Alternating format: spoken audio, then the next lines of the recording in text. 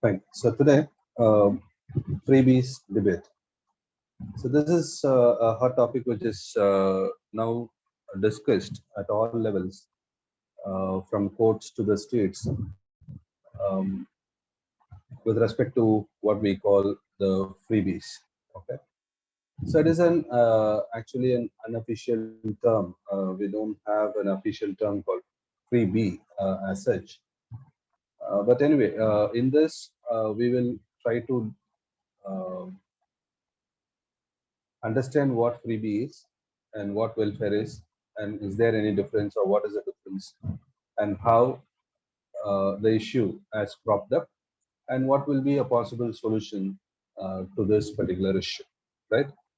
So in this, we'll quickly move on into the differentiation of what is welfare and what is freebie. So as per the economic definition of welfare, any dictionary will give you this definition that welfare means something which involves government, where the government will provide some uh, programs or schemes in which there will be some financial or any other type of non-financial aid to the individual or a group for supporting them. Okay, so this is basically we, in general, in a nutshell, open-ended definition for a welfare, right? Whereas a freebie, actually freebie doesn't have any definition on its own. And in general, what a freebie means is that freebie means something which is given as free. So that is what actually it is per se provided. But the general idea is that actually it doesn't have a definition on its own. And not only that, the definition is highly dynamic, because today it may be a freebie, tomorrow it may not be.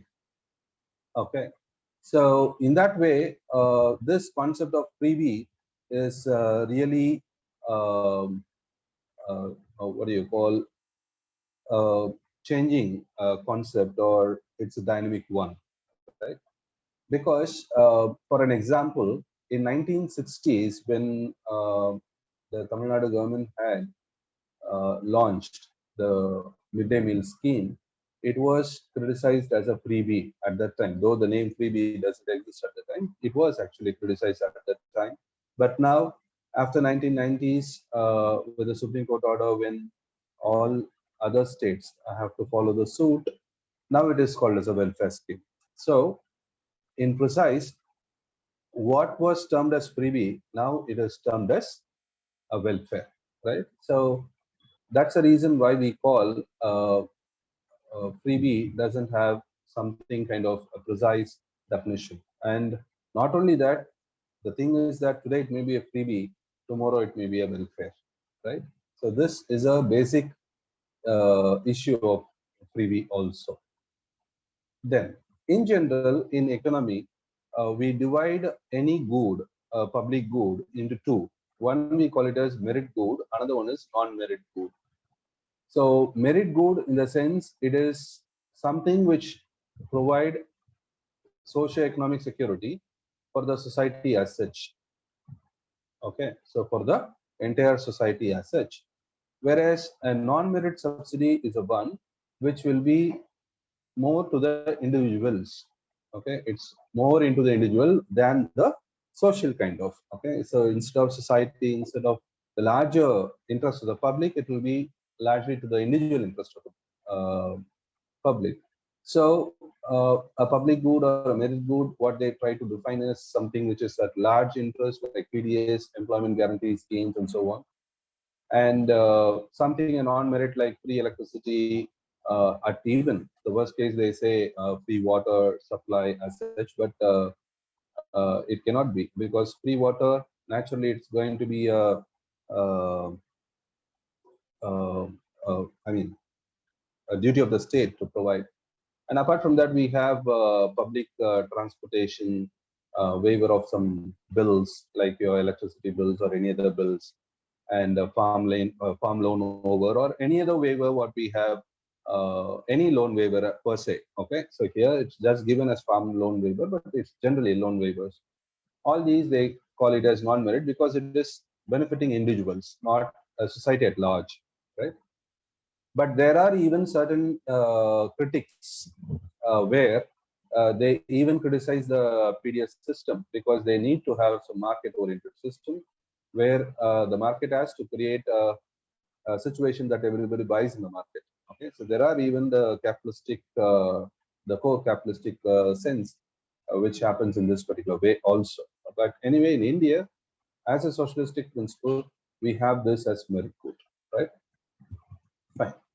So having understood what merit is and what um, uh, non-merit is, we need to understand whether freebies have some issues. Yes, the major issues which are raised by the critique of freebies are it potentially undermines the fiscal of a particular government, right?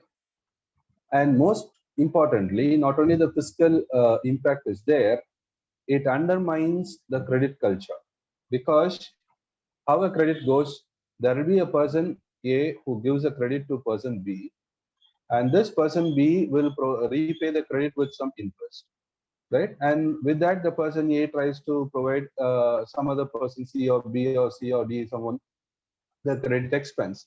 But when this flow doesn't happen, and this hinders this particular process of credit culture, and not only that, say for example, if a bank loan has been waived, say for example 7,000 crores in one shot in this year, and this 7,000 crore is not going to be repaid by the state in the same year, in the same financial year where the what do you call the credit has been waived off.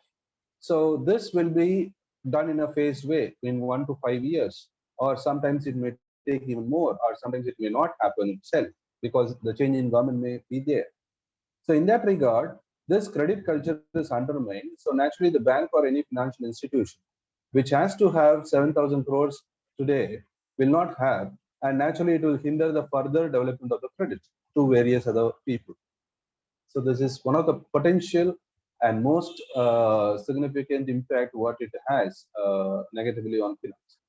Apart from that, we have many cross subsidization. Say for example, PDS. So PDS in all forms you have subsidies. For farmers, inputs you have subsidies. For marketing you have everything we have, and then the consumer gets it. Okay, so cross subsidization. Say for example, power subsidy for farmer, input subsidy for farmer, and then PDS. When procurement happens, there is subsidies. When it is provided, there is subsidies. So there are many cross subsidies which happen in this way. And apart from that, you have the erosion of private investment, because when things happen in this way, when credit flow is having such issues, so automatically what happens, these people are not ready to work upon, and naturally these people will pull off from their private investments or businesses. So naturally it will hinder the further development of credit or investments in India, right? And apart from that, another major disincentive what they say is that it will result in drop in labor participation. So the example they cite is Mahatma Gandhi National Rural Employment Guarantee Act, which provided a freebie kind of, because there are certain pilferages and leakages in the system, which resulted in the less labor participation in agriculture and other areas. So this is how the problem happens when you go with a large amount of freebies and so on. But anyway, Narega cannot be termed as a freebie, but as a part of critic, they try to say that how a welfare program or a freebie endanger the labor participation of a particular country. So these are all things which they highlight in the core. So it's not only these. These are certain core areas which they actually highlight, that these are certain aspects which are problematic with freebies, right? Fine. In this context of what freebie is and how freebie is and what problem it is, why it is difficult to define freebie, right? Election Commission has created uh, I mean, has provided the answer for it. Election Commission in the affidavit which was submitted in the Supreme Court, it said that it is freebies are usually criticized as irrational and irrational freebie, right? So if freebies are there, naturally it will be irrational. And there is a word called irrational freebie. So that means there is a word called rational freebie, right? So irrational freebie, in the sense, it is something open and subjective. That is what Election Commission has mentioned to Supreme Court, because it is highly subjective to a person who terms it as irrational and it's a freebie. Why? Because who say, if there is a scheme A, okay, if there is a scheme A, and this scheme is perceived by person X and Y, the perception of X may be different from perception of Y. For X, this particular scheme may be irrational. For Y, yes, this particular scheme may be rational. Okay, so as per the personality who reviews this, so the interpretation changes. Naturally, it is subjective. Okay, and we couldn't define that. And more importantly, the same commission said that in one particular time it may be a freebie, and in one particular time it may be a welfare. Say, for example, during a national disaster or a pandemic, what we have suffered a couple of years before. So in that way, what happens? All these things which were given may be a life-saving welfare, but after that pandemic, it may be termed as a freebie. Okay, and another thing is that if there are something which is termed as a freebie, but actually it may be benefiting poor in case if it is targeted and it is really properly regulated and implemented. Okay, say for example, there is an information in the public that in Tamil Nadu, one budget has allocated chappals, right? So footwear for certain group of uh, marginalized population in that one budget alone. Okay, definitely it will be termed as freebie, right? So providing footwear through budget at a free rate, definitely it is a freebie. But it was given only 1 year. Why? Because in order to do away with this particular what do you call that, the social stigma and the untouchability character and so on. So to remove that, they did that. But it was for an year. One budget has provided. It is a freebie. Definitely it is a freebie, because chapels are not going to be provided by any government. But it was done. Why? With a purpose. So that means there is something, a rationality behind that particular activity, right? So then how it is irrational, rational, freebie, so how it all evolves, how this particular thing is going to be then tested. Okay, so whether it is going to be welfare or whether it is going to be a freebie, how we are going to test it, that can be possible with a touchstone, and that we call it as Constitution of India. So Constitution of India is the best touchstone for welfare, because it aims to create a welfare state, right? The best example of the welfare state is DPSP, the Directive Principles of State Policies. So the list which is given in that particular directive principles definitely provides a directives towards welfare. In that, we have chosen only few because they are the core aspect, and others are just peripheral of those core. Article 38, which is the core, one pillar of that welfare, says that state shall promote welfare. How? Secure, protect social order. So anything which is done to secure and protect social order, anything which ensures social, economic, and political justice, anything which is done to minimize inequality of income, status, facilities, and opportunities. Remember, inequality in income, status, facilities, opportunities. In all these four cases, then it constitutes welfare. right? Say, for example, a bus ride. Women going to have a free bus ride. It is minimizing the opportunities, inequalities in opportunities, because women have cultural chains. You are now breaking the cultural chains. They are trying to move from one area to another area, providing cycles to girl children or children who go for education. So all these are minimizing. In that way, it need not be termed as a freebie. The one critic is that it is freebie. But as per constitution, when you refer to the constitution, it minimizes inequalities in opportunity. It provides some facility to minimize that inequality, right? And same way, come to Article 47. It talks about primary duties of the state. It clearly puts primary duty of the state to raise the level of nutrition, raise the standard of living, improve public health. What is standard of living? Again, it is subjective. Understood? For a state of Tamil Nadu, for a state of Gujarat, for the state of UP, for northeastern states, this standard of living definition may vary according to their level of development or growth of a particular state. True? So this standard of living defines it. So in case if you are going to provide, say for example, provision of television, it is criticized as freebie.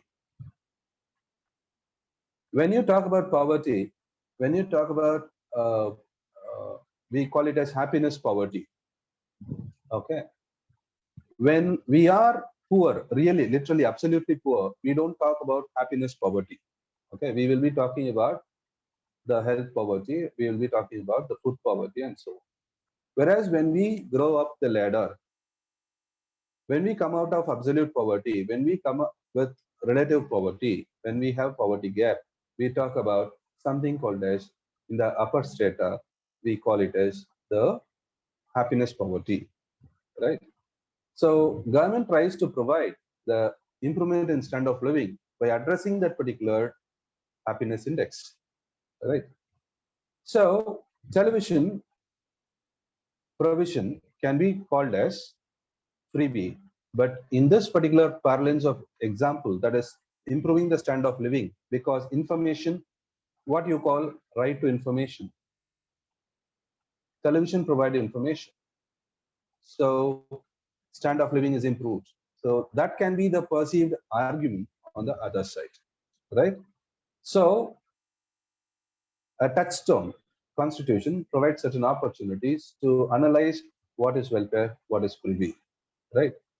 Same way, other provisions like securing livelihood, providing a system where the economy doesn't allow concentration of wealth, public assistance for unemployment. They say Dole is going to be freebie, that is cash transfer for unemployed. But as far as the constitution, it is going to be the public assistance is duty of the state. Old age pensions, sickness assistance, disability, addressing the disability, right? Special care for educational and economic interest of the weaker sections, protecting SCs and STs from social injustice. This is another form. Say, for example, as I mentioned before, providing chapels for a year. So it is to bring out that particular society from out of forms of exploitation, right? So it can be argued on the other side also that certain activities which are called as freebies, whereas can be a source of welfare. So this is the blurring aspect of freebie, how you see it as a freebie or going to be a welfare, right? So these provisions of the constitution has to be taken up in mind. Okay, fine. So given this particular rhetoric about the freebie, how it is going to be solved then? So how this particular dilemma on freebie is going to be addressed, right?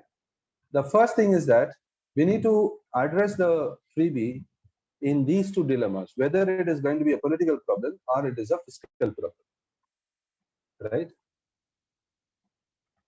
So it can be either or it can be neither, but we need to look that particular freebie in various perspectives.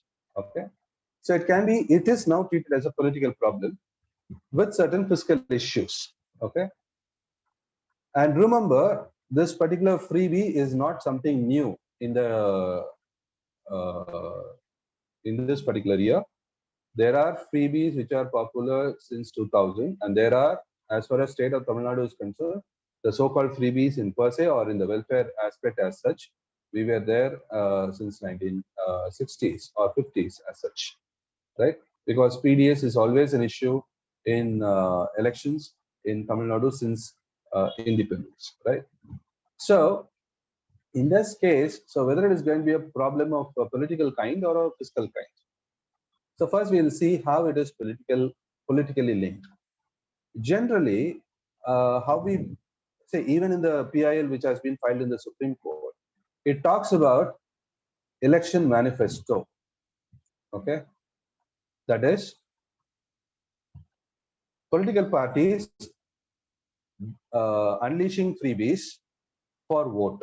Okay, influencing vote. That is a basic question which they have. Fine. If you stop before elections, after elections, the government can start.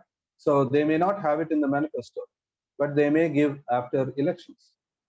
In 1970s, the manifesto didn't have something which you call freebie at that time. Actually, the government elected, it provided, right?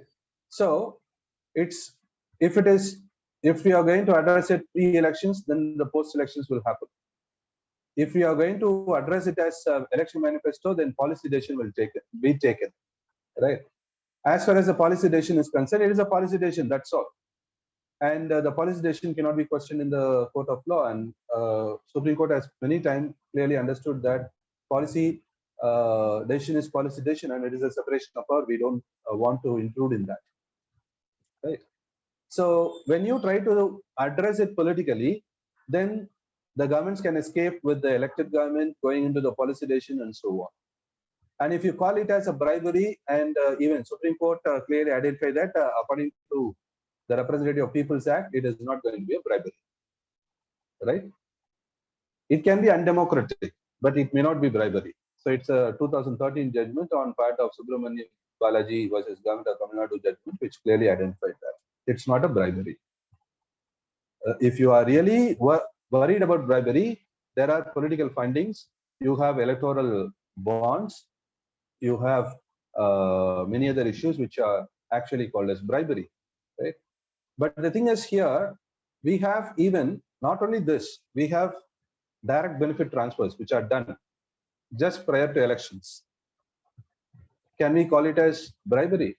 It cannot be, because it is the right of the people to get that particular money, because you promised to provide that particular money, right? But the opposition parties have a hue and cry that this particular DBT is now used as an official mechanism to bribe the voters, right? For that, can we stop DBT? So the question comes in this way. And another political issue what they raise on freebie is that it influences the voters. Say, if it would have influenced the voters, there are many political parties which have given freebies as a part of political manifesto, but they have been defeated. Even in 2019, the Congress party promised a large loan waiver, but it was not in power. It was not elected. There were, even in Tamil Nadu, we had ADMK and DMK providing freebies, but only one party gained power, right? So it's not that parties influence voters only through freebie. There are many potential disturbances which can be availed by the political parties or the system in which where we try to have such influence, which is going to be, say, for example, there are cash for money, there are communalism, regionalism, there are casteism, right? And apart from that, we have corporates which fund politically. You know how corporates fund political parties at large. The darker shade of electoral bonds. And then we had crony capitalism, how it works. So we can see how social media is taken up, how corporatizing the election process. That is, a political parties hiring people. They try to twist the entire game of what do you call the election process, right? How social medias are utilized. So we can see there are n number of ways by which the political process has been, or the electoral process has been hijacked. But just putting freebie blame on freebie is that is influencing the voters and disturbing the level playing field is just having just hitting out at one problem. But there are more potential and more dangerous problems which are there. Criminalization of politics, which is very highly happening, which influences the political scene, right? And it is very clear that in the affidavit of Election Commission, which is submitted recently, it clearly identifies that Election Commission said it is not going to be the party to this particular case. Election Commission said it is not going to be the party in case if the commission, if the Supreme Court creates some committee to analyze it, because Election Commission clearly said that freebie as a policy is a policy matter, and the policy is going to be determined by the political parties and the electorate, and it is going down to the electorate. And that is what the Supreme Court, even today, in its observation, said that it is not going to appoint the committee, it is not going to do anything, and it is going to the again the original idea, Parliament to discuss, right? So at the end of the day, only two people are going to decide. One is political party, another one is the electorate, right? The onus comes here. And it is also clearly understood that this freebie as a mechanism to win the election is not a guarantor of the victory, because we have seen many parties falling into dust irrespective of their freebies. Like even ghee was promised in one of the states as a electoral manifesto. Ghee, smartphones, providing monthly petrol allowances, providing utility bills, right? There are many such freebies which were announced, but parties were not elected to power, right? So freebie as a policy, as an electoral policy, is not a guarantor of victory. So it is not just a political problem, and if you are going to address it as a political problem, it will not going to be solved, and that is very clear in today's Supreme Court observation, because it's not going to be politically solved, because clearly it said that even if we give directions, the political parties are not going to agree. That is what the observation, what the Supreme Court said when the case was transferred for a 3-member bench. And that is what going to happen, because political parties and political process is different ball game. And even when Election Commission provided with certain guidelines to check this particular freebies, the political parties comfortably bypassed it, right?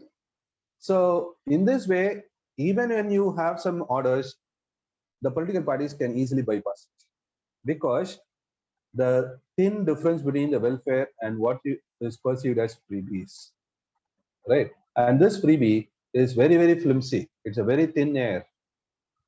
That's a problem, right? Fine. How it is politically problematic, it is fine. How it is fiscally problematic, definitely it has taken tolls on states, no doubt about it, right? Debts have been increasing consistently, and it has been increasing. So when people criticize how it is for fiscal problem, so why it is a fiscal problem, they say, they talk about comfortably taxpayers' money. You pay, that is the state tries to pay the freebies through taxpayers' money. It's not a private spending, it's a public spending, right? So in that way, it's a taxpayers' money which is wasted. But if this argument is provided, naturally the counter argument is very stronger. Why? Because who is that taxpayer? And at present, when indirect taxes are more and direct taxes are less in the contribution to the overall exchequer of the states, the poor constitute more tax liability than uh, the elite, the so-called elite, because in number, the poor provide more indirect taxes than the direct taxes which are paid by the social elites. So what the poor will say, I also pay tax. I get that particular tax return through the so-called freebies which are criticized. And they criticize this freebie as an elitism. That is a welfare or whatever it may be. The term freebie is used by the elite. It's a sign of elitism that we'll discuss. And the most importantly, the attack comes from the middle class, because the middle class is the population which pays tax, right? And this middle class aspire for every political party and in every election that they expect that the political party in the power to provide some income tax stops, to increase the slab of the income tax or to reduce the tax. Will not that be considered as a freebie? Will not that a fiscal issue? Right. But this middle class comfortably accuses that this particular taxpayers' money is given as some welfare or some freebie and some kind of. And apart from that, if that is going to be a fiscal problem, the more fiscal problem is from the larger bailouts which are coming from the private corporate world, the loan waivers, the write-offs. And not only that, say for example, in the name of development, SEZs had such a high tax ops, and after 5 years of tax ops, these companies flew away. Nobody could stop them. If they are going to fly away, then why we need to provide them loan waivers and write-offs, or what do you call it as the rebates in the tax, right? So in that way, the freebies versus the cronies. So again, the debate comes in. And whether it is only the state fault, even when Prime Minister said it is portrayed that the state's finances are poor, how about the center's role then? The center has a very large chunk of subsidies provided, and there comes a freebies also. What happens, say, for example, if we are going to define that freebie is going to be a non-merit subsidy, which is not going to create any productive output or outcome, then the farmers are provided with 6,000 rupees per annum through Kisan scheme. Center has spent around 75,000 crores. What is the productivity of this 75,000 crores? Then the question also comes there. Won't it be called as a freebie? That means it's not only the state's responses.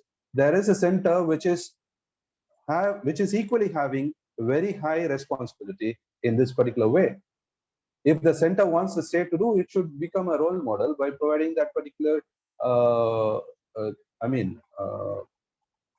regularization or thinning of these freebies there. If so, if it is going to be a freebie, right? So the freebies are there. Say, why all of a sudden this hue and cry? When I mentioned that freebies are there 20 years before, 30 years before, at that time, people had money. That is, state had money.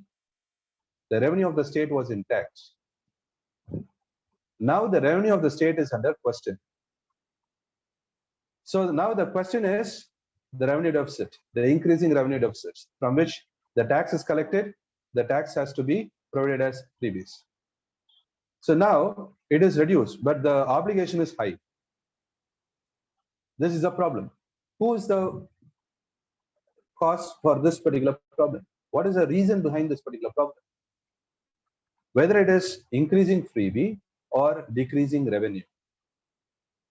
If it is going to be decreasing revenue, and this is not going to be the responsibility of the people, it is going to be the responsibility of the state, where there are certain flaws in your tax structure, your taxation policy, GST flaws, and everywhere, where the states are finding it much difficult to raise their revenue, right? And it is center versus states, so it's not all about states. It's going to be, say, national parties in the states, they do the same thing. When the ruling party in the center accuses that it's going to be the freebie culture, the same ruling party, when it contested in Assam, they provided the same scooters, they provided the same freebies for election manifesto. How it can happen? In the center, if they are starting accusing the same party in the state, they try to encourage freebies, right? So fiscal problem, yes, we can see there are fiscal problems. But what is the real problem? Whether it is political problem or fiscal problem, the real problem behind this particular freebie is the fiscal management, right? We'll see how it is.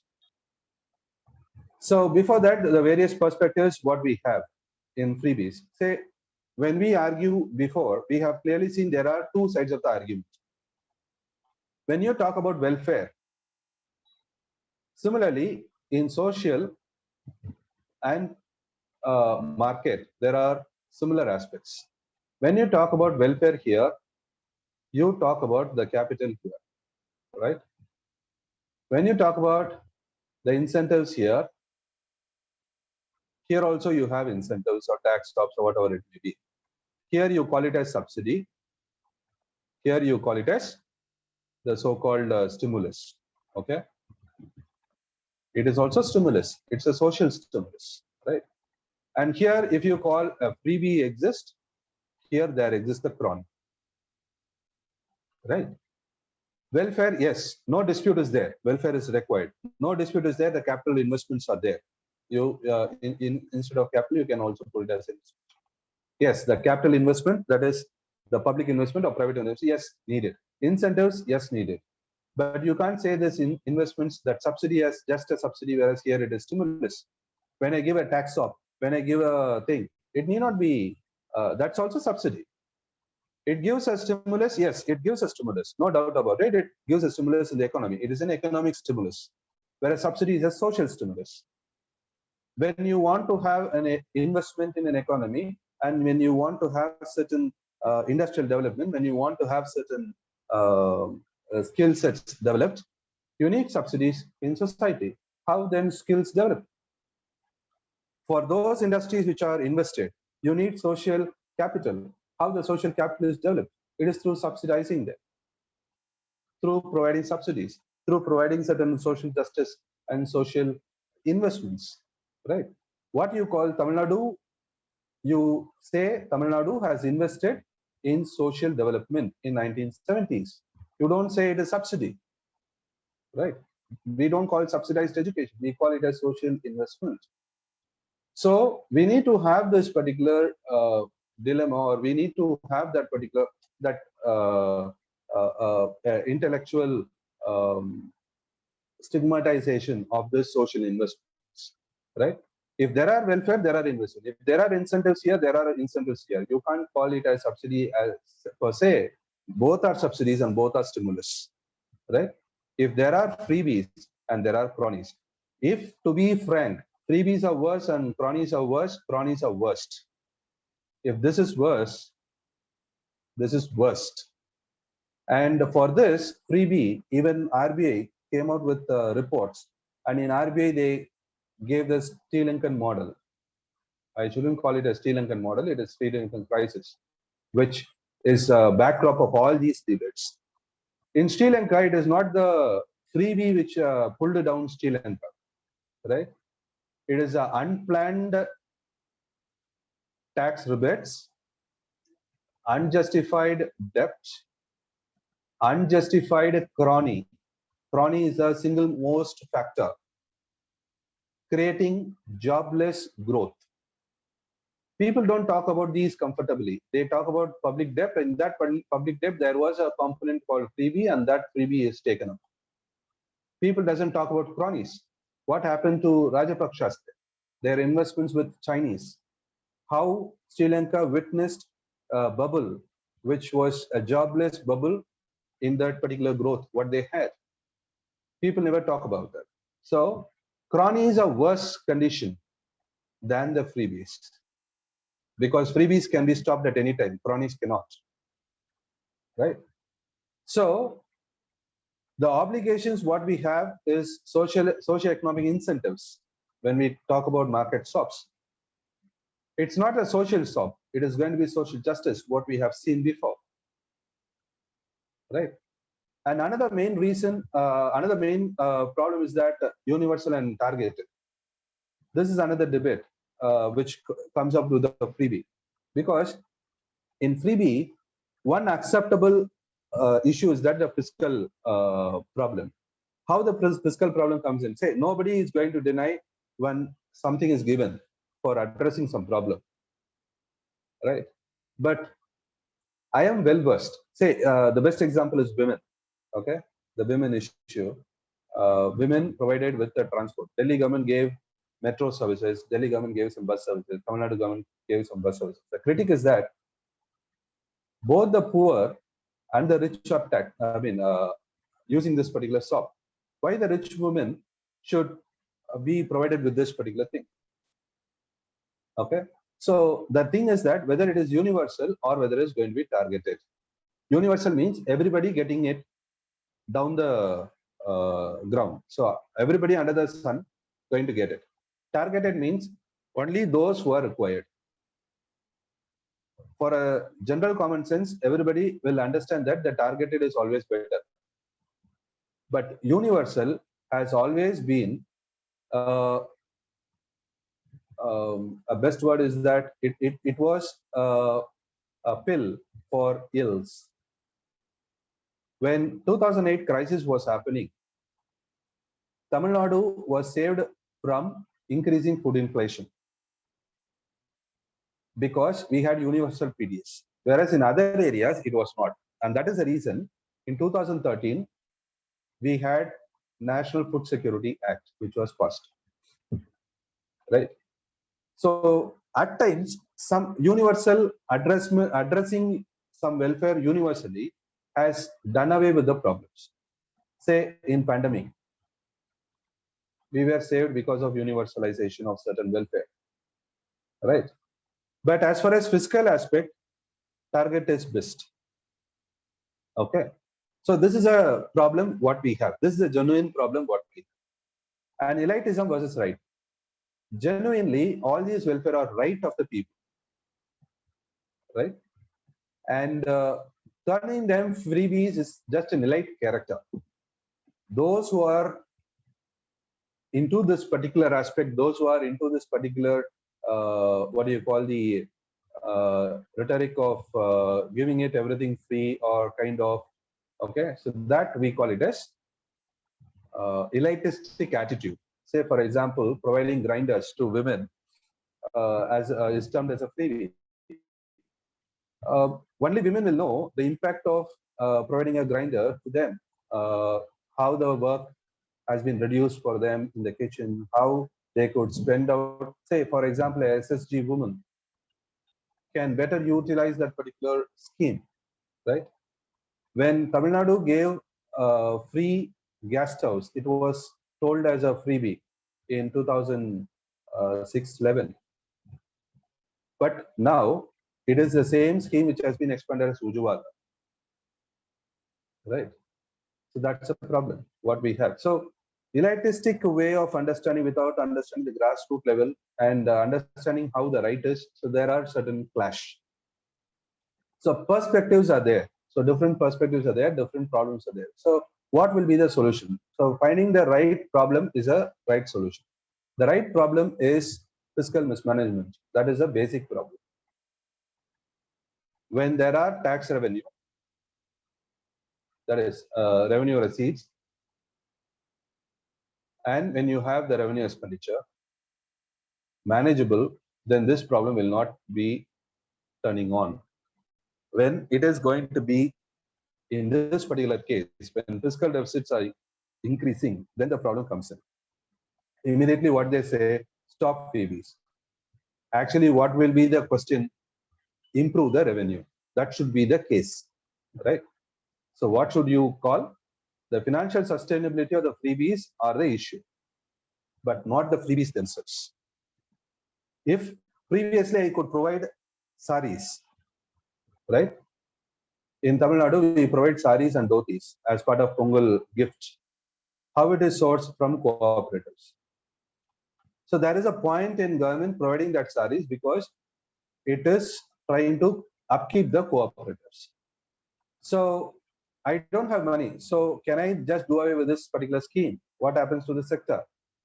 So we need to think about sustainability. Say, for example, best example is Amma Canteen.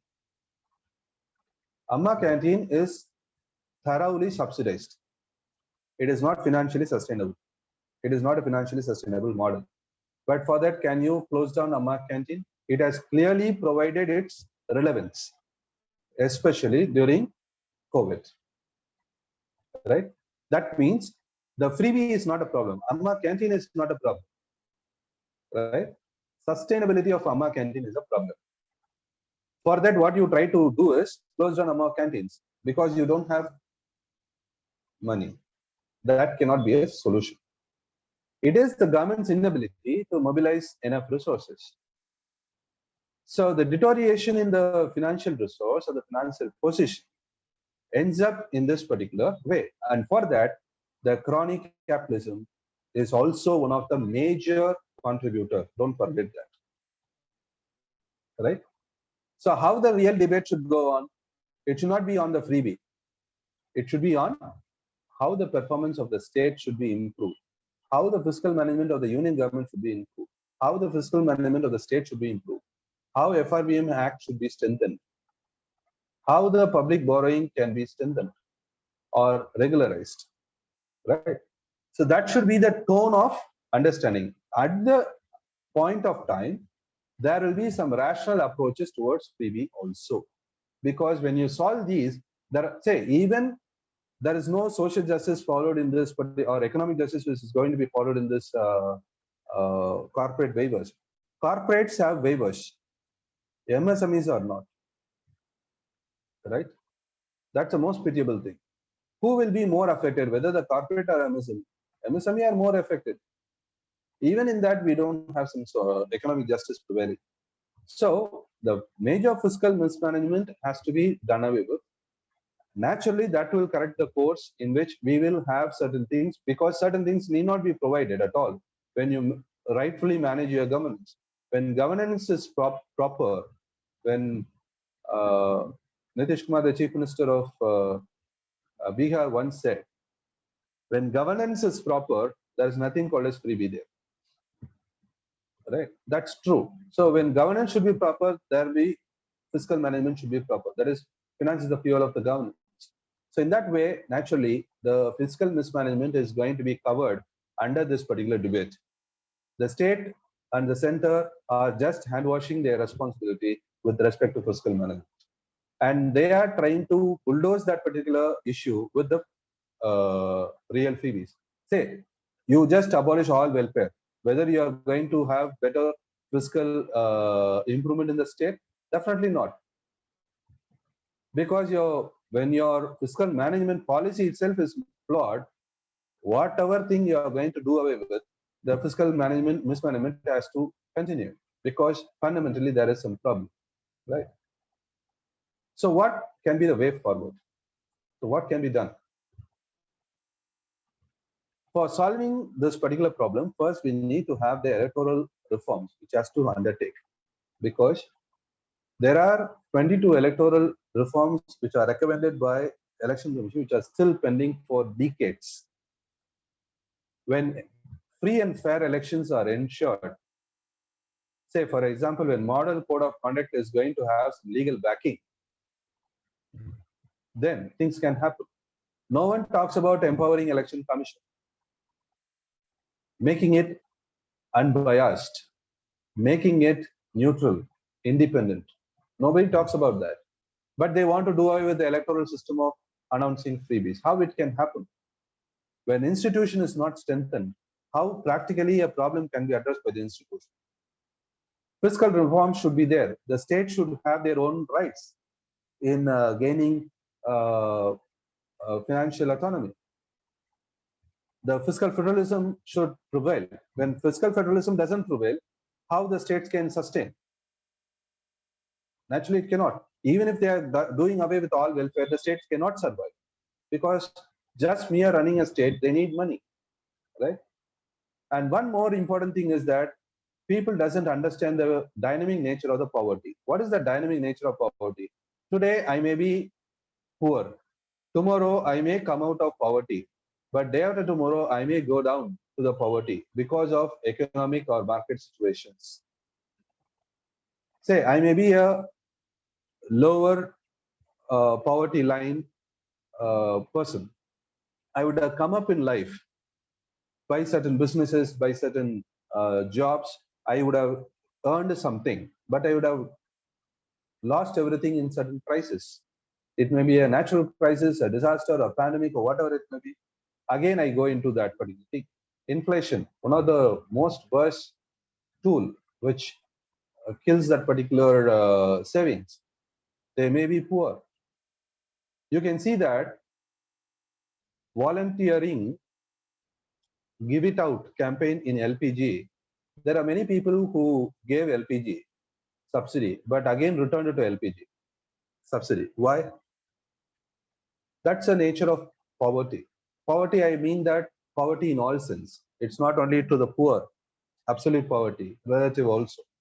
Even in the lower middle class or middle class of the sort or upper middle class, this will be pinching, definitely, right? So naturally, they are not ready to give the subsidy. They are trying to get back the subsidy. Clear? Why? Because poverty is dynamic. Out of the pocket expenditure, we call it as out of the pocket expenditure. When you try to have this out of pocket expenditure increasing, the dynamic nature of the poverty will kill the people. Naturally, they won't allow the government to do away with the freebies. Clear? And policies should be evidence-based. Not all welfare schemes are possible and needed. We need to have some data-based, evidence-based policy formulation. We need to have some data. Without the data, we try to have a policy, right? And we need to strengthen civil society, educate voters. If a political party comes out with certain proposal in the election manifesto, let the civil society debate. Empower the voter, try to make the voter educated about those policies, the nature of the policy, why the policy is required. Ask the political parties to explain the cause behind it, why it is necessary. Let the people understand whether it is necessary or not, right?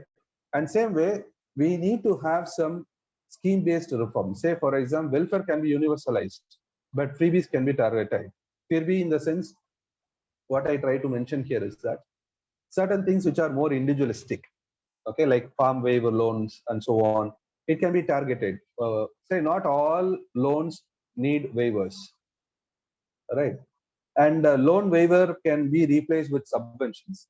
So it will be like incentive kind of. Say, for example, if I'm a farmer or a cooperative member or MSME, if I repay the tax promptly, try to reduce some interest rates which were collected, give a rebate, right? So honest repayers can be improving. Instead of getting the entire loan waived, you can announce interest waivers, or you try to repay on time, get this particular SOP. Likewise, okay. So try to incentivize honesty. Try to incentivize people in that way instead of outright in that going in that manner, and rather always try to regulate the schemes, revisit the schemes once in a while, revise the scheme. Say, for example, the gold for Thali scheme has been replaced with certain educational scheme. So that's how we try to revisit, revise it, reform the schemes, try to use technology-based regulations where how the DBTs, especially DBTs, you try to provide cash, try to monitor how the cash is being spent, right? So in case if it is not intended spending, try to find out some other way. So we can have certain things which are in this format. Addressing leakages, pilferages, corruptions in the scheme like Narega and so on. Okay, prioritizing sustainability model. Okay, even if we bring some social welfare schemes, try to prioritize certain sustainable model. Say Amma Canteen is a better scheme, no doubt about it. But we need to think of sustaining them. How to sustain it, right? How to make them self-sustaining, because self-sustainable models are important for continually providing welfare. If the scheme dies on its own, even if the scheme is noble, it cannot be done, right? So that's a problem. And we need to have some participatory welfare. When we educate people, try to provide some voluntary exclusion mechanism, try to honor them, right? We don't have this voluntary exclusion mechanism at all.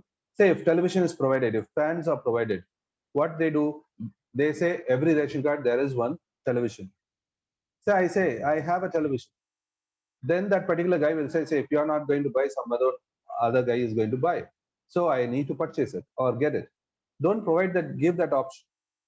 Okay, try to have some voluntary exclusion mechanism. Whenever I try to include, I will include. Whenever I want to exclude, I can exclude. Say for example in PDS, if I want to purchase, I will purchase. If I don't want to purchase, I will not purchase. That's a simple logic, right? So when you make it involuntary, if you have a card, you need to purchase. Then the problem of corruption comes in. Then the problem of leakages comes in, where I will purchase that particular good, but I will provide it to somebody else. Where the intended noble notion, the intent of that particular scheme will not happen at all, right? So try to have some exclusion mechanism, voluntary exclusion, where if I don't want the scheme, I will opt out myself. Not a problem. And try to educate people, those so-called, say if women are provided with the scheme of free travel, give them an option. If you want to purchase, you purchase it, no problem. If you are willing to purchase, no problem. Or you don't travel in that. Not all buses are free, right? So if that particular woman who's capable of paying, they need not travel in that particular bus. They can travel in another bus. But it has to have certain change in mindset. So mindset of the people has to change. For that, we need to teach them. The behavioral change has to happen. When all these things happen, then only the entire aspect of the welfare will reach the people. There is nothing called as freebie as such, because as we discussed before, there is a flimsy gap. The basic thing is that at the end of the day, it perpetuates down to waste of money or drain of money or fiscal mismanagement, whatever it may be, the words according to the perspective of the people, they use it. But at the end of the day, it comes to there, right? So how to make it sustainable, that is more important. We need to concentrate on that rather than just cutting down of all the aspects or leaves. If the tree is going to be there and water is very less, and tree sometimes shuts off, right? And what happens at the end of the day? The tree completely shuts off the leaf. That's what it going to happen. But the very idea of the tree is that it can regrow again. That is the aspect of the residuous tree. But for the state, it cannot, right? When it starts withering away the welfare schemes, it will go or alienate people more and more, which creates more trouble in governance, right? So this is all about how a freebie is and how the issue behind the freebie is and what is the real issue behind the freebie of that particular sort. Clear? Thank you.